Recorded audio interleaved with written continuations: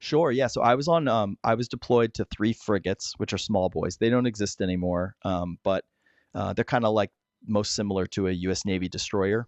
So Mhm. they have two aircraft on board, and one air det. So it was six pilots and three air crewmen, and then we'd have about 25 maintainers that we brought. So that was like the air det, and then we would Mhm. be on the ship, and the ship is a separate entity. They have their own skipper, they have their own everything, and we're just kind of like this little detachment that is Yeah. part of the ship. But we have our own leadership structure and everything. Uh, and then for our mission doing counter narcotics, we also had a U.S. Coast Guard special operations detachment with us too. So they were like all the shooters and snipers, and because in our mission, not only would we interdict boats carrying narcotics, we would disable the boat, we would destroy the boat, we would gather intelligence, we would Wow. take the narcotics, but we would also detain the people. So we would bring them on board as prisoners, and they would be Wow.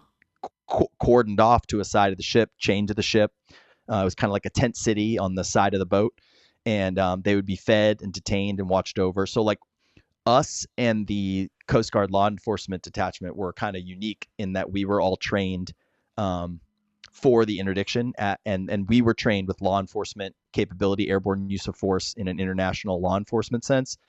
And we got all the legal training to essentially be deputized under the Department of Homeland Oh, Security wow. as law enforcement officers. Yeah, so we were the ones flying and pulling the trigger because there's a law in the United States, the Posse Comitatus Act, and most countries have this as well. It just might be named differently, but you can't use military against civilians. And there are, some uh, Title 10 rules that allow military to augment um, law enforcement in special circumstances. And this was one of those where we get special training, and we are essentially part of the Coast Guard when we do that mission. And the Okay. Coast Guard sniper is the one pulling the trigger, not a Navy person.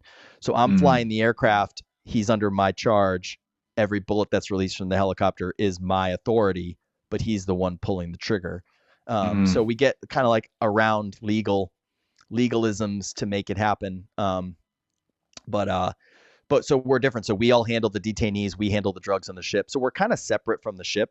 The ship is like for that mission, unfortunately, the ship is kind of more of like the bus driver supporting the air det, and so that leads to a lot of tension between the ship Oh, and yeah. the air detachment because they are not allowed to handle that stuff, and then they're also um, to make it legal, the ship is actually turned over to the Coast Guard. So whenever we go out so we'll go on a patrol. If we come in contact with a drug runner or intelligence, we pick up something and we're hunting one and we find one that we're looking for.